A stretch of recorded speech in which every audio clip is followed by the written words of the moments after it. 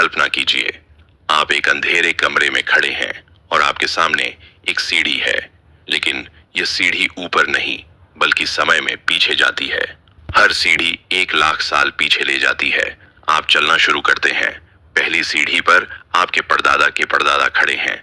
10वीं सीढ़ी पर इंसान पत्थर के औजार बना रहे हैं और गुफाओं में आग जला रहे हैं।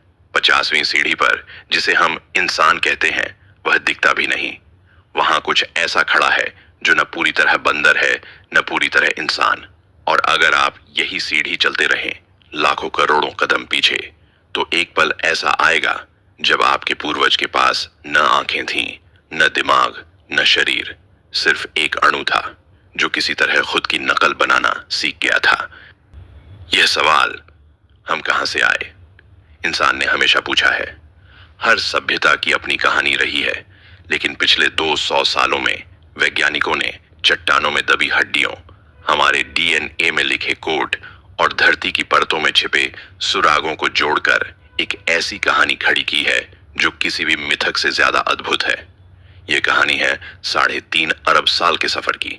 ये कहानी है कि कैसे एक बेजान चट्टान पर एक अकेला अणु धड़कने लगा और कैसे उस धड़कन से असंख्य मौतों, अरबों गलतियों और कुछ चमत्कारी संयोगों से गुजरते हुए आखिरकार आप पैदा हुए। आज हम ये पूरी कहानी सुनेंगे, शुरुआत से, बिल्कुल शुरुआत से। और वादा रहा, हम कुछ नहीं छोड़ेंगे। लेकिन धरती की कहानी शुरू करने से पहले एक कदम और पीछे चलते हैं। धरती खुद भी हमेशा से नहीं थी। लगभग 13.8 अरब साल पहले पूरा ब्रह्मांड एक बिंदु जितना छोटा था और फिर एक अकल्पनीय विस्तार में फैलना शुरू हुआ, जिसे हम बिग बैंग कहते हैं। अरबों साल बीते, तारे बने, बूझे, फिर विस्फोट हुए और अपने अंदर बने भारी तत्वों, कार्बन, ऑक्सीजन, लोहा, कैल्शियम को अंतरिक्ष में बिखेर दिया। यही तत्व जो कभी किसी मरते हुए तारे के गर्भ में बने थे, आगे चलकर धूल के बादलों में जमा हुए और लगभग 4.6 अरब साल पहले इसी धूल और गैस से हमारा सूरज और उसके चारों ओर घूमते ग्रह, जिनमें धरती भी शामिल है, बने। इसका मतलब यह हुआ कि आपकी हड्डियों में मौजूद कैल्शियम, आपके खून में मौजूद लोहा, ये सब कभी किसी तारे के अंदर बना था। हम शाब्दिक अर्थ में तारों की धूल से बने हैं। आनी शुरू होती है आज से लगभग 4.5 अरब साल पहले। उस वक़्त की धरती की कल्पना कीजिए।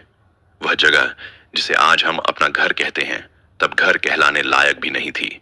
आसमान में कोई नीलापन नहीं था क्योंकि ऑक्सीजन ही नहीं थी। जमीन पर हर तरफ पिघला हुआ लावा बह रहा था। आसमान से लगातार उल्कापिंड, एस्टेरॉइड्स गिर रहे थे क्योंकि सौरमंडल अभी नया नया बना था और चारों तरफ मलबा तैर रहा था। एक ऐसी ही टक्कर ने चांद को जन्म दिया। वैज्ञानिकों का मानना है कि मंगल ग्रह के आकार का एक पिंड, जिसे थेया नाम दिया गया है, धरती से टकराया। इस भीषण टक्कर से उड़ा हुआ मलबा धरती की कक्षा में जमा हो गया और धीरे धीरे इकट्ठा होकर चांद बन गया। ये टक्कर इतनी बड़ी थी कि इसने धरती के अक्ष एक्सिस को झुका दिया और यही झुकाव आज हमें ऋतुएं, मौसम देता है। धीरे धीरे धरती ठंडी होने लगी, लवा की ऊपरी परत जमने लगी और एक पपड़ी, क्रस्ट बनी। ज्वालामुखियों से भाप, कार्बन डाइऑक्साइड, मीथेन जैसी गैसें निकलकर एक आदिम वायुमंडल बनाने लगी और फिर लाखों सालों तक लगातार बारिश हुई। इतनी बारिश कि वह पानी धरती के गड्ढों में जमा होकर महासागर बन गया। अब यहाँ एक जरूरी बात समझनी है। ये महासागर आज के समुद्र जैसा साफ सुथरा नहीं था। यह एक रासायनिक सूप, केमिकल सूप था। इसमें ammonia, methane, carbon dioxide, hydrogen sulphide जैसे सरल अणु घुले हुए थे। 1950 के दशक में 2 वैज्ञानिकों, स्टेनली मिलर और हेरोल्ड यूरी, ने एक प्रयोग किया जो आज भी विज्ञान के इतिहास में मील का पत्थर माना जाता है। उन्होंने एक शीशे के बर्तन में मीथेन, अमोनिया, हाइड्रोजन और पानी भरा, फिर बिजली की झटके दी। कुछ ही दिनों में उस बर्तन में अमीनो एसिड बन गए, वही अमीनो एसिड जो प्रोटीन के निर्माण खंड हैं। इसका मतलब यह हुआ कि जीवन के मूल घटक बनने के लिए किसी चमत्कार की जरूरत नहीं, सिर्फ सही रसायन और सही ऊर्जा चाहिए। इस सवाल का जवाब आज भी वैज्ञानिक पूरी तरह खोज रहे हैं, लेकिन जो सबसे मजबूत सिद्धांत है वह है RNA world, RNA world hypothesis. जीवन को चलाने के लिए दो चीजें जरूरी हैं। एक ऐसा अणु जो जानकारी को संग्रहित कर सके, जो काम डीएनए करता है, और एक ऐसा अणु जो रासायनिक प्रक्रियाओं को तेज करे, जो काम प्रोटीन करते हैं। लेकिन शुरुआत में न डीएनए था न प्रोटीन बनाने की मशीनरी। वैज्ञानिकों ने पाया कि आरएनए नाम का अणु ये दोनों काम अकेले कर सकता है। आज से लगभग 3.8 से 4 अरब साल पहले धरती पर सबसे पहला सूक्ष्म एक कोशिकीय जीव प्रकट हुआ। वैज्ञानिक इसे लूका, LUCA, last universal common ancestor कहते हैं, यानी वह आखिरी साझा पूर्वज जिसे आज धरती पर मौजूद हर जीव, चाहे वह बैक्टीरिया हो, पेड़ हो, हाथी हो या इंसान, का संबंध जुड़ता है। यह एक चौंकाने वाला सच है। आपके शरीर की हर कोशिका में जो जानकारी है वह उसी मूल कोड से निकली है जो एक बैक्टीरिया के अंदर भी मौजूद है। पहली कोशिका बनने के बाद लगभग 2 अरब साल तक, जी हाँ, 2 अरब साल तक धरती पर सिर्फ सरल एक कोशिकीय जीव रहे। कोई पेड़ नहीं, कोई मछली नहीं, कोई कीड़ा तक नहीं। लेकिन इस उबाऊ समय में एक क्रांतिकारी घटना घटी, ग्रेट ऑक्सीजनेशन इवेंट। साइनोबैक्टीरिया ने प्रकाश संश्लेषण खोज निकाला, जिसका बाय प्रोडक्ट था ऑक्सीजन। इस बदलाव ने धरती के इतिहास का सबसे बड़ा सामूहिक विनाश किया। लगभग 2 अरब साल पहले एक और महत्वपूर्ण घटना घटी। एक सरल कोशिका ने दूसरी सरल कोशिका को निगल लिया, लेकिन पचाया नहीं। निगली गई कोशिका माइटोकॉन्ड्रिया बन गई, ऊर्जा बनाने की फैक्ट्री जो आज भी आपकी हर कोशिका में मौजूद है। लगभग 1.5 अरब साल पहले कुछ कोशिकाओं ने समूह में साथ रहना शुरू किया। यही बहुकोशिकीय जीवन की शुरुआत थी। लगभग 54 करोड़ साल पहले कैम्ब्रियन विस्फोट, कैम्ब्रियन एक्सप्लोजन हुआ। समुद्र में जीवों की भरमार हो गई। आंखें पहली बार विकसित हुई, खोल, नुकीले पंजे, तैरने के लिए पंख।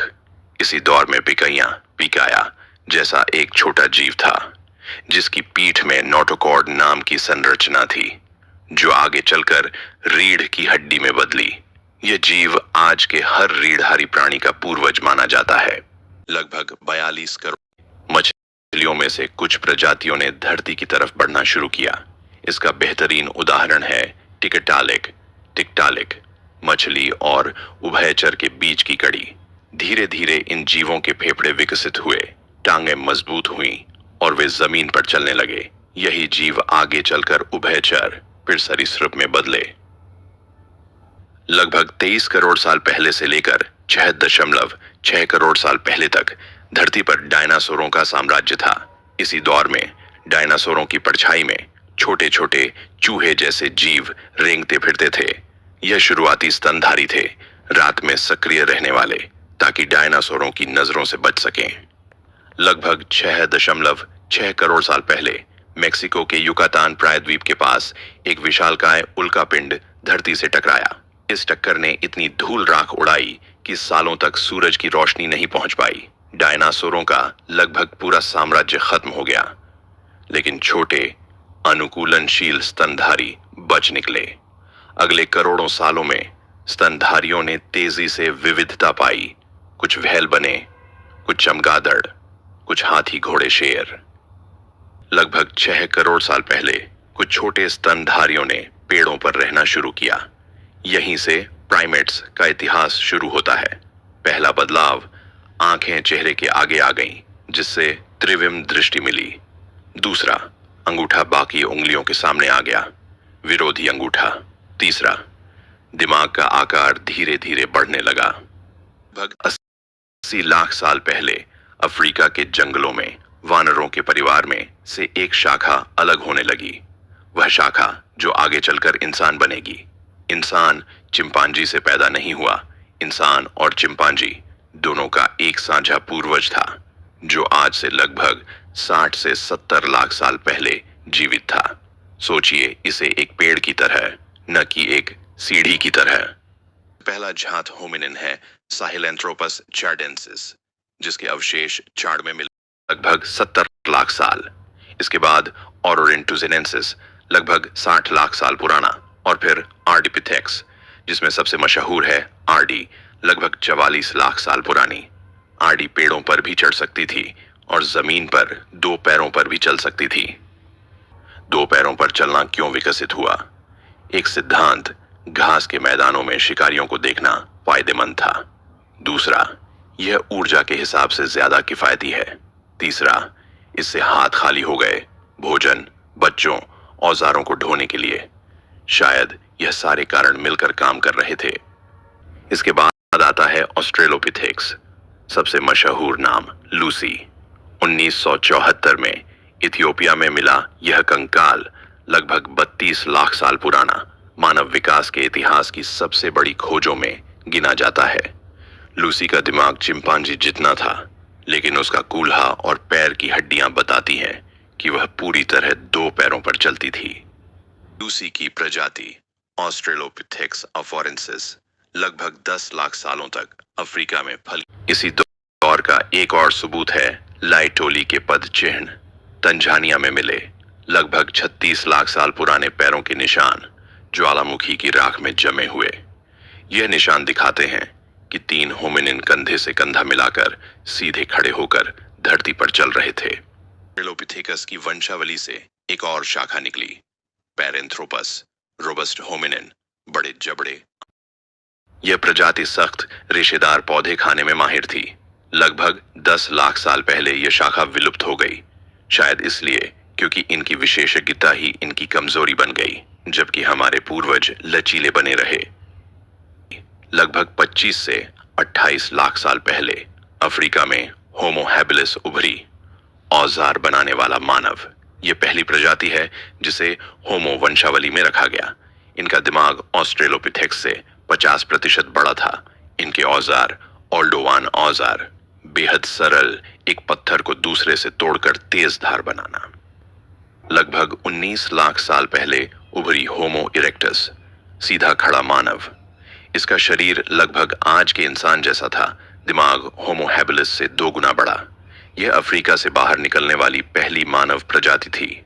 जॉर्जिया, चीन, पेकिंग मानव, इंडोनेशिया, जावा मानव तक फैली। होमो इरेक्टस के साथ औजार तकनीक भी आगे बढ़ी। एशुलियन तकनीक, खासकर हैंडेक्स।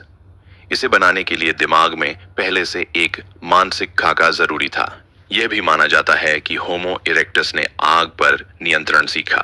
दक्षिण अफ्रीका की वंडरवर्ग गुफा में लगभग 10 लाख साल पुरानी जली हड्डियां मिली हैं। आग से भोजन पकाना संभव हुआ, जिससे दिमाग के विकास को ऊर्जा मिली। मानव विकास एक सीधी लाइन नहीं है। लंबे समय तक धरती पर एक साथ कई इंसानी प्रजातियां रहती थीं। होमो हाइडेलबर्गेंसिस लगभग 7 लाख साल पहले अफ्रीका और यूरोप दोनों में। इसे निएंडरथल और आधुनिक मानव दोनों का साझा पूर्वज माना जाता है। यह प्रजाति भाले जैसे शिकार के औजार बनाती थी। होमो निएंडरथलेंसिस, निएंडरथल, यूरोप पश्चिम एशिया में लगभग 40,000 साल पहले तक। लंबे समय तक गलत धारणा रही कि वे मूर्ख जंगली जीव थे, लेकिन निएंडरथल का दिमाग आधुनिक इंसान से भी बड़ा था। वे जटिल औजार बनाते थे, कपड़े सिलते थे, मृतकों को दफनाते थे और शायद प्रतीकात्मक कला भी बनाते थे। डेनिसोवन 2010 में साइबेरिया की डेनिसोवा गुफा में मिली एक उंगली की गई, मुख्यतः डीएनए विश्लेषण से। यह एशिया में फैले थे। आज भी दक्षिण पूर्व एशिया व पापुआ न्यू गिनी के लोगों के डीएनए में डेनिसोवन का हिस्सा मौजूद है। होमो फ्लोरेसियंसिस इंडोनेशिया के फ्लोरेस द्वीप पर मिली इतनी लगभग 3.5 फीट की इसे हॉबिट नाम दे दिया गया। यह द्वीपीय बौनापन प्रक्रिया से विकसित हुई। यह प्रजाति सिर्फ 50,000 साल पहले तक जीवित थी। आज से सिर्फ 50 से 60,000 साल पहले धरती पर एक साथ कम से कम 4 से 5 इंसानी प्रजातियां मौजूद थीं। हमारी अपनी प्रजाति होमोसेपियंस, बुद्धिमान मानव। 2017 में मोरक्को के जेबेल इरहूद में मिले जीवाश्मों ने कहानी पीछे धकेल दी। यह अवशेष लगभग 3 लाख साल पुराने हैं। होमोसेपियंस का उद्भव पूरे अफ्रीका महाद्वीप में अलग अलग आबादियों के बीच धीरे धीरे हुआ। आधुनिक इंसान की खासियत ऊंचा गोल कपाल, छोटा जबड़ा और ठुड्डी, जो सिर्फ आधुनिक इंसान में मिलती है। लगभग 70,000 से 50,000 साल पहले के बीच कुछ ऐसा हुआ जिसने होमोसेपियंस को बाकी सभी जीवों से अलग कर दिया। भाषा, कला, गहनों, संगीत, धार्मिक सोच का विस्फोट। भाषा ने इंसान को वह क्षमता दी जो किसी और जानवर के पास नहीं थी, ऐसी चीजों के बारे में बात करने की क्षमता जो असल में मौजूद ही नहीं है। साझा कल्पना इस दौर के सबूत कला में साफ दिखते हैं। अफ्रीका की ब्लॉम्बॉस गुफा में लगभग 75,000 से 1 लाख साल पुराने गहने मिले हैं। फ्रांस की शोवे गुफा और लास्को गुफा में लगभग 30,000 से 17,000 साल पुरानी दीवार चित्रकारी मिली है। जर्मनी में मिली होलफेल्स की वीनस मानव कला के सबसे पुराने नमूनों में गिनी जाती है और इसी गुफा में हड्डी की बांसुरी भी मिली। होमोसेपियंस का अफ्रीका से बाहर मुख्य प्रवास लगभग 70,000 से 60,000 साल पहले शुरू हुआ।